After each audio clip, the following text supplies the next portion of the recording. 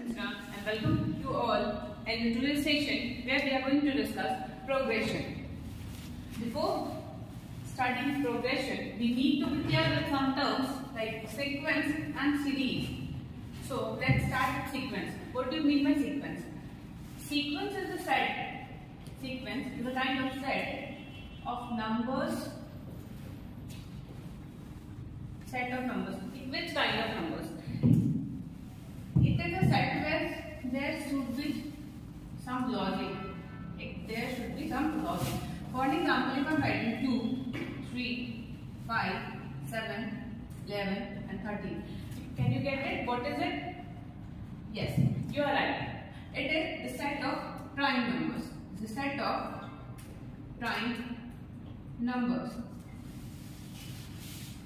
As you all know, there is no particular mathematical formula for prime numbers.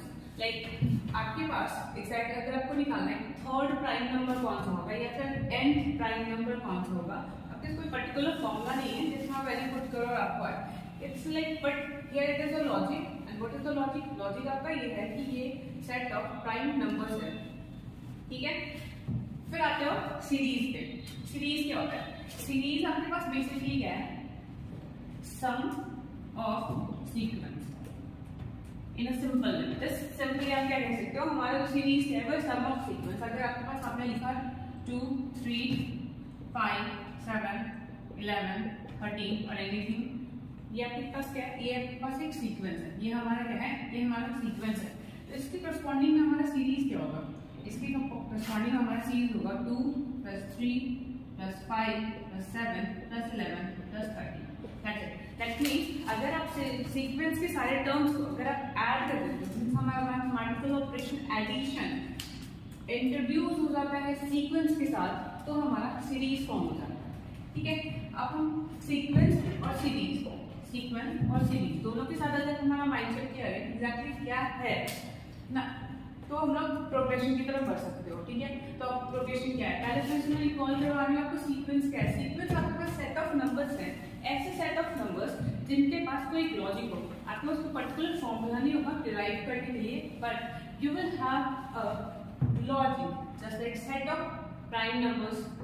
या फिर आप कुछ ले सकते हो डेट्स वगैरह, कोई पर्टिकुलर लॉजिक हो सकते हैं. रीजनिंग के क्वेश्चन देख सकते हो उसमें. अब आते हैं प्रोग्रेशन क्या है. प्रोग्रेशन क्या है? प्रोग्रेशन भी एक तरह का सीक्वेंस ही है. आप ये कह सकते हो प्रोग्रेशन आपका एक तरह का सीक्वेंस ही है with proper mathematical operation. Mathematical operation का फॉर्मूला.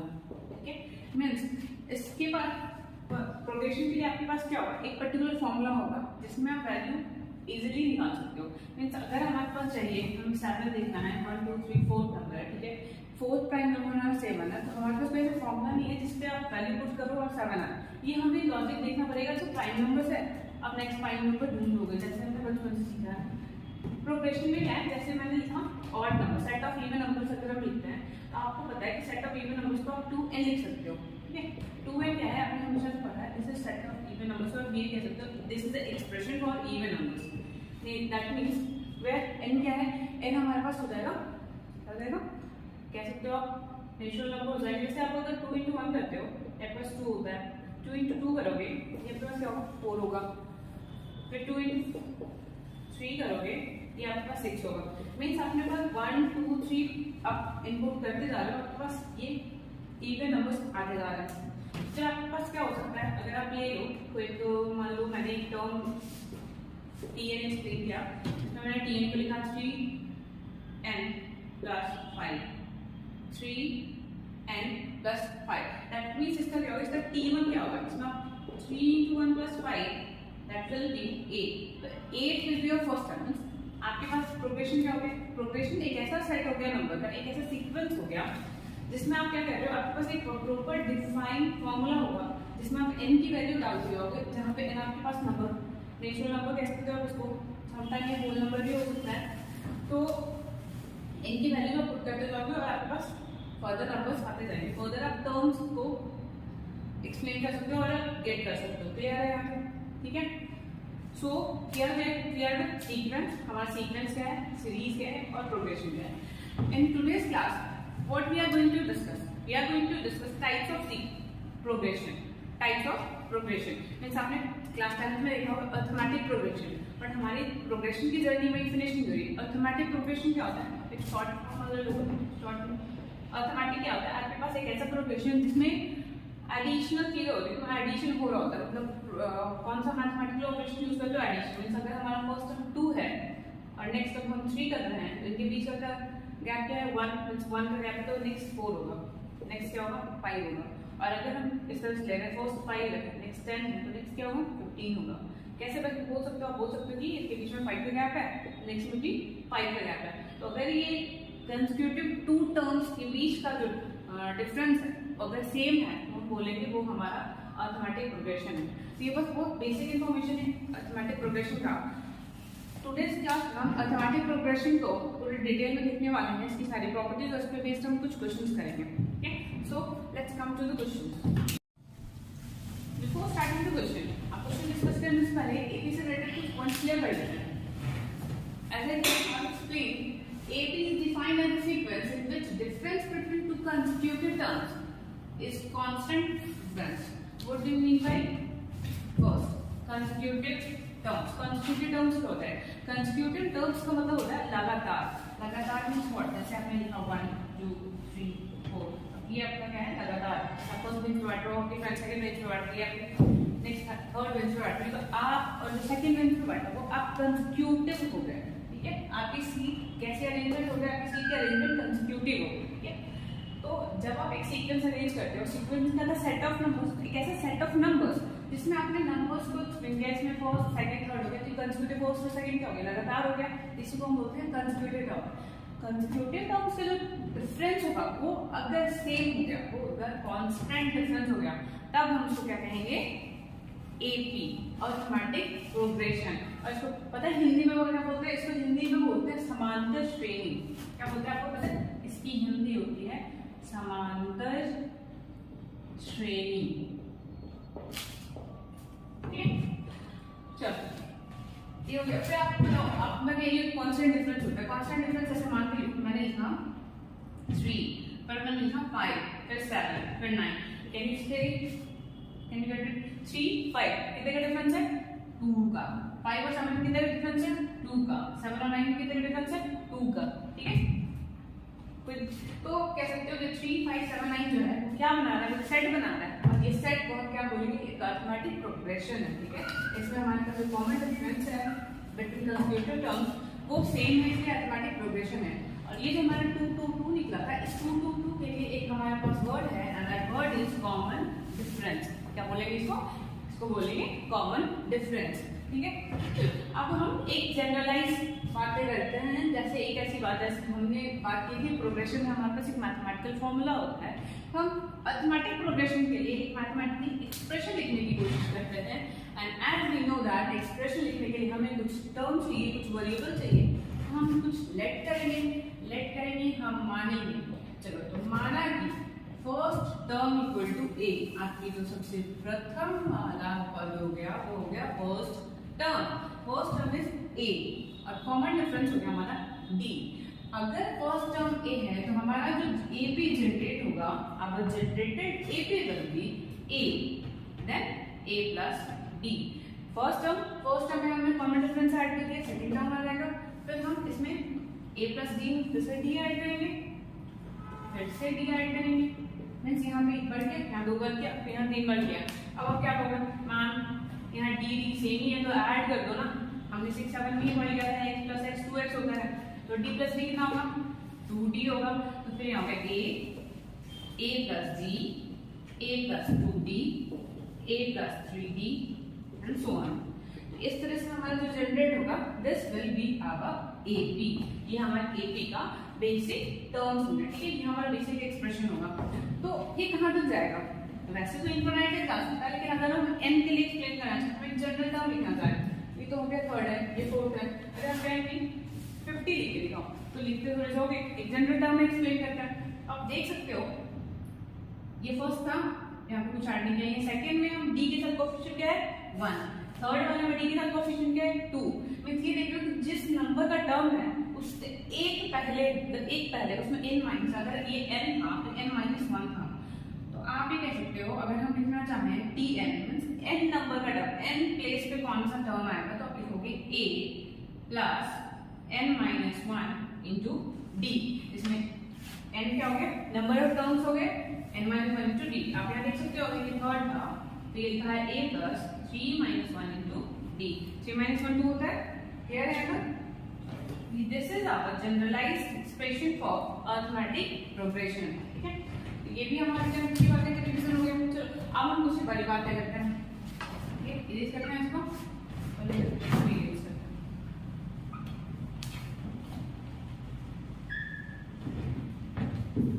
हैं।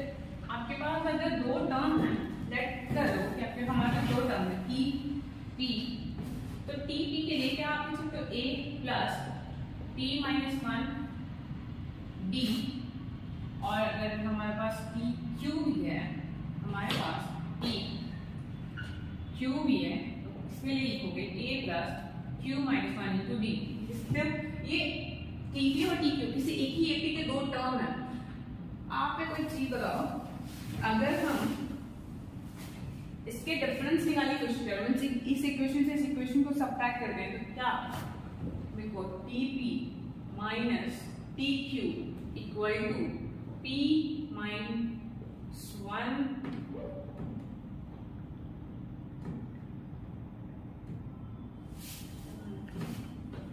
Into d minus q minus 1 into d हो गया। कर सकते हो।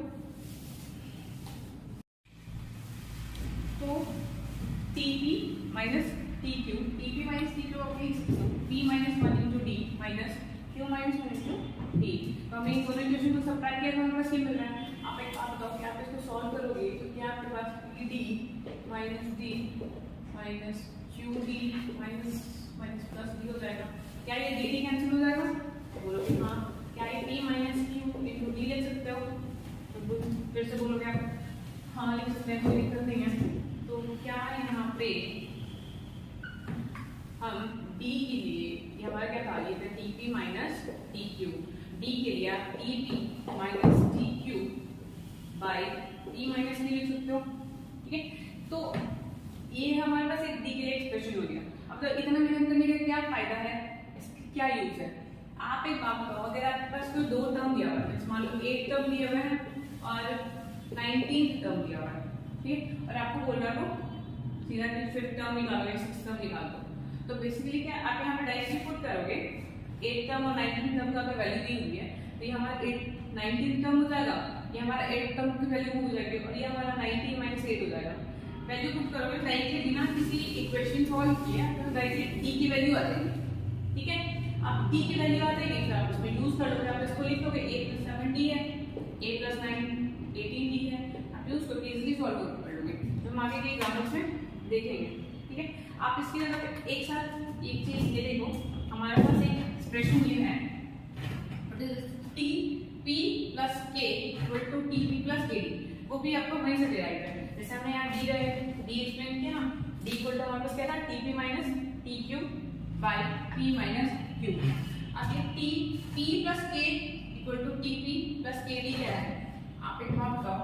जैसे मान लो मुझे लिखना है, मान लो मेरे पास 6 टर्म है, एपी का 6 टर्म है और हमें लिखना है टी 19, ठीक है। तो आप बताओ टी 19 में आप क्या करोगे, क्या टी 19 को आप कुछ इस तरह से लिख सकते हो 6 प्लस 6 में क्या ऐड करोगे कि 19 आ जाए, बताओ क्या 13 होगा। 6 + 13 करोगे मतलब अगर हम 30 में 6 + 13 करेंगे कुछ ऐसा हो जाएगा। तो क्या हमने ये लिखा टी प्लस के, तो आपको क्या करना है, ये पहले से हमारे पास था वो लिख लो टी पी के, तो हमारे पास गिवन है, इसके साथ हम 13 डी यूज करेंगे तो ये बन जाएगा। अगर ये भी क्लियर नहीं है, हम आगे फर्दर क्वेश्चंस में देखेंगे कि क्वेश्चन की हलचल कैसे इसको सॉल्व करते हैं और कैसे ये फॉर्मूलास हमारे एप्लीकेशन में यूज होते हैं, ठीक है। तो let's come to the question.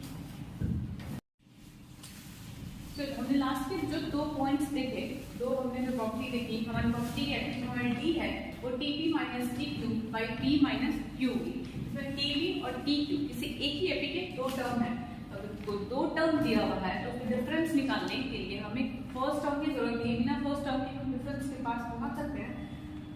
दोनों टर्म में से कोई ना कोई एक बड़ा होगा, उसमें से सेकेंड वाले को सब्ट्रैक्ट कर दो।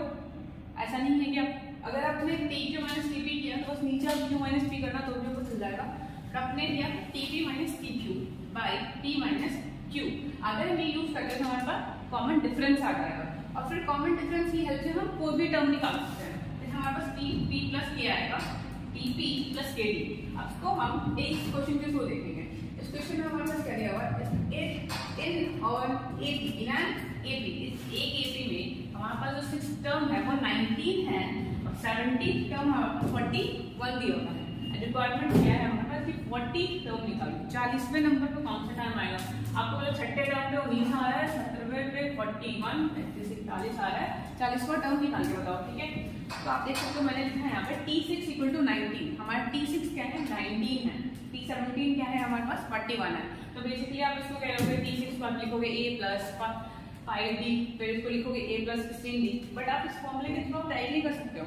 क्या करोगे? यहाँ देखो, अगर हम इसे यूज करो, ठीक है, टी मान लो 17 को, p मान लो 17, तो आप यहाँ से d आ जाएगा सीधा T17 that is 41 minus t q। तो अगर हम q से इसको ले रहे हैं 19 और फिर से 41 minus,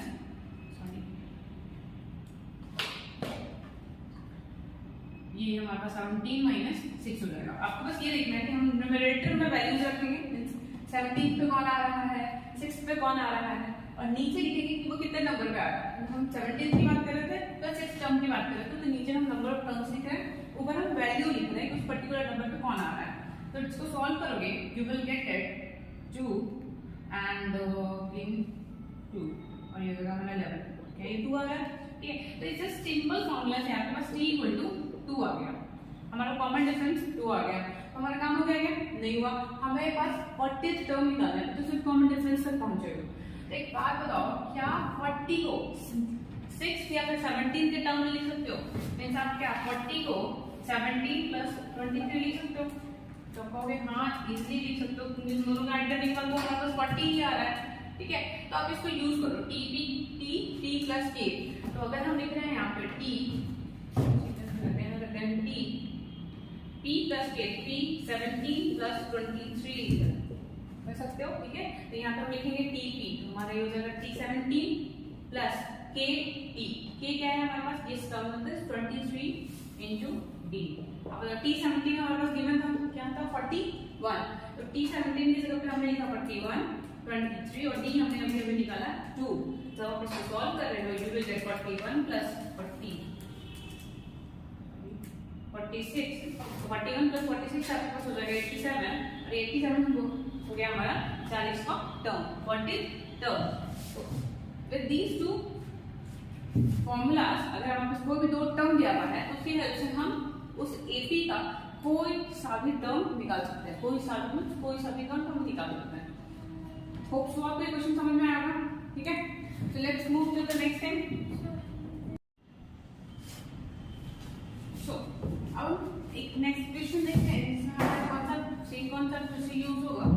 if tn be the nth term of an AP, हमारे पास एक AP दिया हुआ है जिसका tn टर्म मतलब n टर्म tn से डिनोट कर रहा है, and if t7 equal to 9, उस AP में 7वें नंबर पे जो टर्म आ रहा है, 7th नंबर पे जो टर्म आ रहा है वो 9 है, then the value of common difference that would make t2 t1 into t2 into t7 least is, मैं आपको d की एक ऐसी वैल्यू निकालनी है जिससे आपका t1 into t2 into t7 क्या हो जाएगा? सबसे कम होगा। सबसे कम मींस लाइक उससे छोटा वैल्यू फिर नहीं लेकर पाओगे, तो आपको एक कॉमन डिफरेंस निकालना है। ठीक है, तो उसको कैसे स्टार्ट करोगे? तो आप देख सकते हो कि t7 आपके पास दिया हुआ है क्या? 9। t7 हमारे पास 9 दिया हुआ है, और आपको करने में है t1 into t2 into t7 find करना है। आप सबको पता है आप a प्लस d जो जनरलाइज टर्म है उसके फॉर्म में आप t1 को a से डिनोट करोगे, t2 a प्लस d और t7 7 हो जाएगा हमारे पास a प्लस 6d। अब इस तरह से इसको लिख सकते हो, बट क्या इससे रिलेटेड कोई इन्फॉर्मेशन है हमारे पास? तो हम देखते हैं यहाँ पर कोई इन्फॉर्मेशन तो नहीं है, हमारे पास a भी नहीं दिया हुआ है और हमारे पास d भी नहीं है, हमारे पास सिर्फ t7 दिया हुआ है। तो आप एक काम करो, इसको ना t7 की टर्म में लिखो। क्या लिख सकते हो आप? t7 से अगर आपने 6d माइनस किया, ठीक है, तो क्या यहाँ पर t फर्स्ट टर्म आएगा। मींस अगर आपने फर्स्ट टर्म में एक बार d ऐड किया तो सेकंड टर्म आया था, एक फर्स्ट टर्म में 2 बार d ऐड किया तो थर्ड टर्म आया था। तो वैसे जब घटाओगे, जब माइनस करोगे तो भी तो टर्म आ जाएंगे। तो t7 से हम जब 6d हटाएंगे तो हमारे पास आएगा t1। t7 से जब हम 5d हटाएंगे, ठीक है, तो हमारे पास आएगा t2। अब देख सकते हो यहाँ पे डिफरेंस 7 - 6 1, 7 - 5 2 और t7 तो हमारा t7 है। चलो अब t7 की वैल्यूज है हमारे पास, रिड्यूस कर लेते हैं, ठीक है। t7 की वैल्यू कितनी दी हुई है? 9। तो 9 - 6d, 9 - 5d एंड 9। जब आप इसको सॉल्व करते हो तब आपके पास आता है 9 - 9 = 81 एंड 9 - 5 = 45 and 9 - 6 = 54। ऐड करोगे तो it will give you 99d और 6 - 5 = 30, तो प्लस 30d स्क्वायर 9। आप देख सकते हो इस ब्रैकेट के मटेरियल से आप इजीली 3 बाहर निकाल सकते हो। It will be 27 - 33d plus 10d square into 27। 27 बाहर कैसे आया? 9 था, 3 हमने कॉमन लिया तो 9 3 = 27। ओके, तो अब आपको बताना है हमारे पास ये जो एक्सप्रेशन था, ये जो गिवन हमारे पास रिक्वायरमेंट है, इसकी ये वैल्यू आ गई। अब आप देख सकते हो यहाँ पे जो वैल्यू एक क्वाड्रेटिक इक्वेशन के फॉर्म में, क्वाड्रेटिक एक्सप्रेशन के फॉर्म में है। आप इसको 10d square minus 33d plus 27 लिख रहे होगे तो आपको दिख रहा होगा ये हम एक क्वाड्रेटिक एक्सप्रेशन लिख रहे हैं। क्वाड्रेटिक, इस क्वाड्रेटिक एक्सप्रेशन आपको बताएगा d की मिनिमम वैल्यू जो भी होगी उसी पे बेस करके हमारे पास इस पर्टिकुलर प्रोडक्ट की क्या वैल्यू होगी। अगर d मिनिमम हो जाए, आपने क्वाड्रेटिक इक्वेशन पढ़ा होगा कि d की वैल्यू मिनिमम होगी। अगर आप इस प्रोडक्ट को p से डिनोट करो, ये p मिनिमम होगा, t will be minimum at d equal to minus b by 2a। Means एक पर्टिकुलर क्वाड्रेटिक का सबसे मिनिमम वैल्यू आएगा जब d equal to minus b by 2a। ठीक है, तो आप देख लो क्या आ रहा है, तो हमारा देख लो d क्या आ रहा है, हमें d निकालना है माइनस b।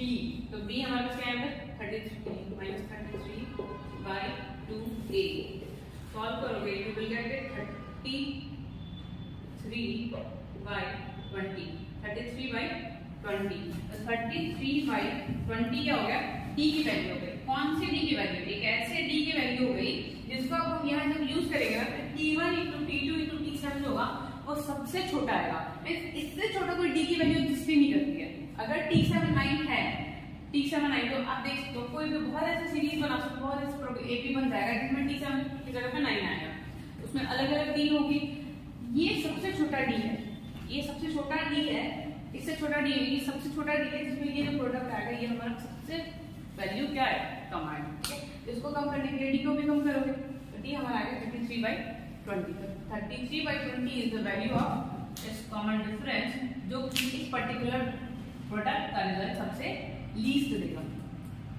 क्लियर है ना? ठीक है, हमने क्या किया t1 * t2 * t7 को हमने t7 के फॉर्म में ब्रेक किया, वैल्यूज रखे, प्रोडक्ट निकाला, क्वाड्रेटिक एक्सप्रेशन आया। उसके बारे में हमें पता है कि क्वाड्रेटिक एक्सप्रेशन की वैल्यू सबसे मिनिमम तब होगी d equal to minus b by 2a पे। हमने वैल्यू पुट किया, हमारे पास आया d equal to 33 by 20। Okay, so इस पूरे क्लास में हमने क्या क्या देखा, हमने प्रोग्रेशन से स्टार्ट किया था। तो मैंने बोला था आपको प्रोग्रेशन स्टार्ट करने से पहले हमें सीरीज और सीक्वेंस के साथ फैमिलियर होना चाहिए। हमने पढ़ा सीक्वेंस, फिर हमने सीरीज के बारे में देखा, फिर बताया कि सीक्वेंस में अगर हम कुछ मैथमेटिकल ऑपरेशन लगाते हैं तो वो जो बनेगा वो होता है प्रोग्रेशन। ठीक है, तो अब हमारे पास जो प्रोग्रेशन है वो कई टाइप्स के हैं। हमारे पास arithmetic progression, geometrical progression, harmonic progression, miscellaneous के फॉर्म में भी आ जाता है। ठीक है, इन सब में हमने डिस्कस किया एपी के बारे में, एपी के जनरल टर्म्स, उसके जनरल एक्सप्रेशन क्या होता है। अगर हमारे पास दो टर्म दिए हुए हैं हम उसके कॉमन डिफरेंस कैसे निकालेंगे, और कॉमन डिफरेंस की हेल्प से हम कोई अनदर नंबर कैसे फाइंड कर सकते हैं, कोई अनदर टर्म कैसे फाइंड कर सकते हैं, ठीक है। तो प्रोग्रेशन अपने आप में बहुत बड़ा चैप्टर है और उसमें ए भी अपने आप में बहुत चैप्टर है, ठीक है। तो हम इसके बारे में और आगे के जो स्टडी है वो वीडियो में करेंगे। और GMHP geometrical mean geometrical progression, ठीक है, इसको हम फर्दर क्लास में देखेंगे। Thanks for watching, thank you.